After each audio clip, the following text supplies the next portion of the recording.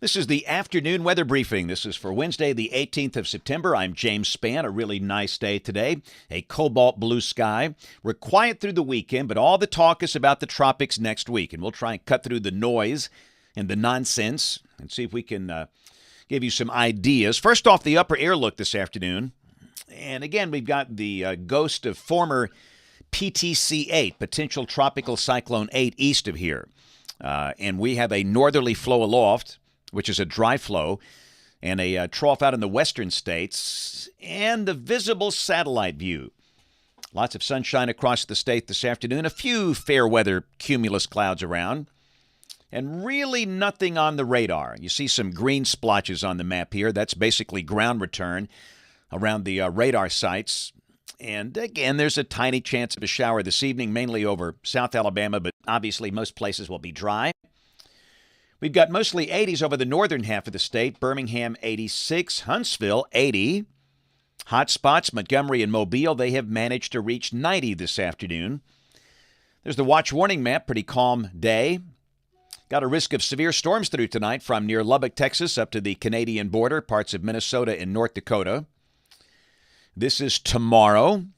Again, a risk of severe storms from near Oklahoma City up to Duluth, Minnesota, and parts of Wisconsin in advance of the trough. And then on day 3, which is Friday, no organized severe storms expected across the country.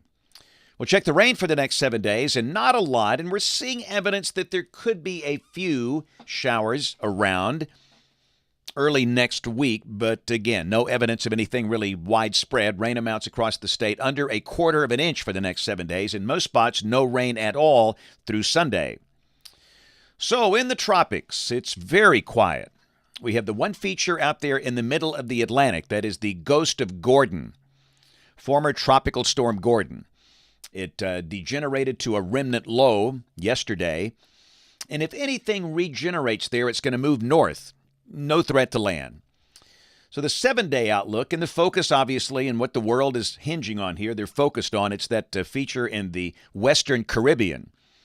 And for the moment, the Hurricane Center giving this a 20% chance of becoming a depression or storm over the next 7 days, and that will likely move into the Gulf of Mexico. And that's when everybody gets all freaky about this. Let's look at the probabilistic outlook. And listen, look, here's what you're going to see on social media today. You'll see everybody screaming that a Hurricane Michael is coming up to Panama City next week. Act now, dig a hole, leave, whatever. And what so many of these people are doing, they're tapping into the creator content funds of these social platforms, and they make good money. And, of course, everybody shares that. Nobody's going to share a post from a professional meteorologist with a sensible view on this. They're going to share that nonsense. And it scares people. Some people cancel vacation plans because they saw some guy that shared some post from some guy on Facebook.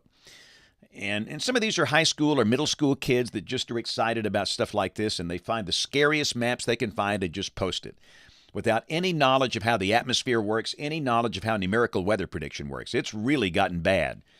But it's out of the barn. There's nothing we can do about it. And if you watch these videos, thank you for relying on a credible source here. So having said all that, that's my mini sermon for the day. This is the probabilistic outlook, and you want to use ensemble output. You want to look at the range of possibilities. What all these knuckleheads do on social media, that they post deterministic output. It's this or nothing.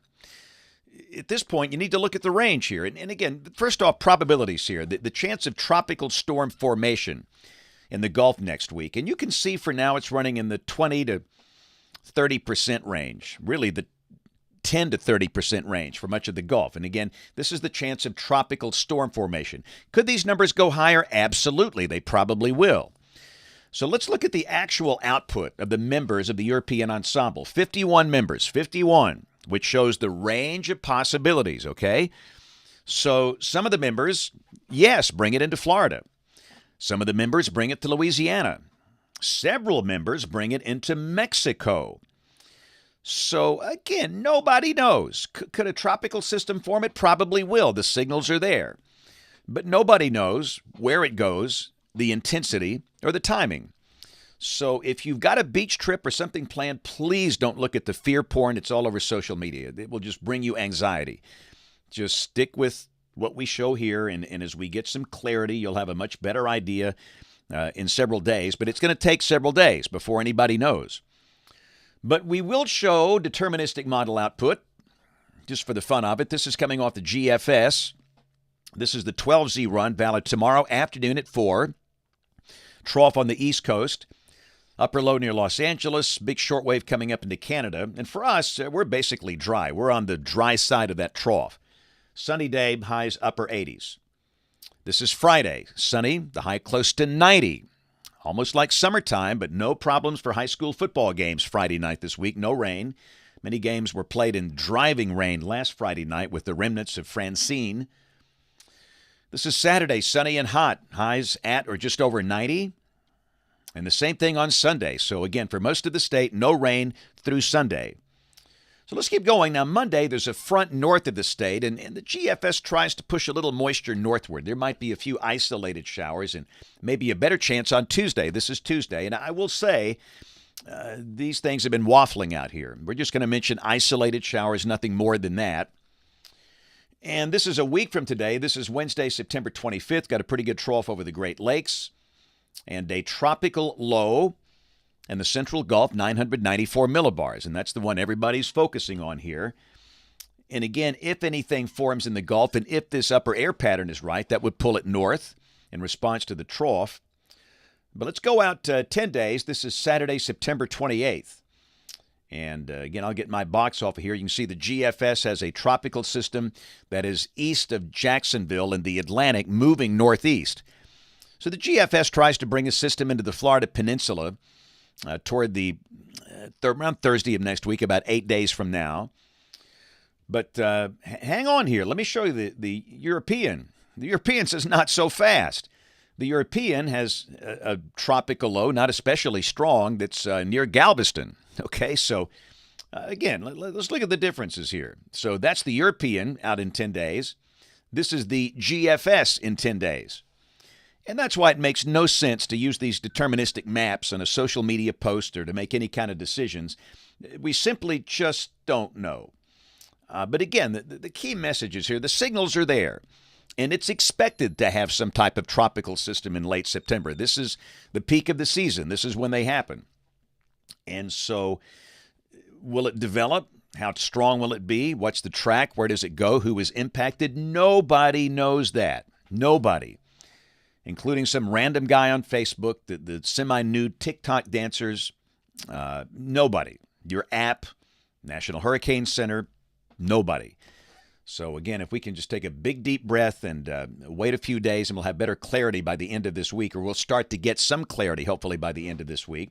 Here's a look at rain for Birmingham. This is coming off the European ensemble.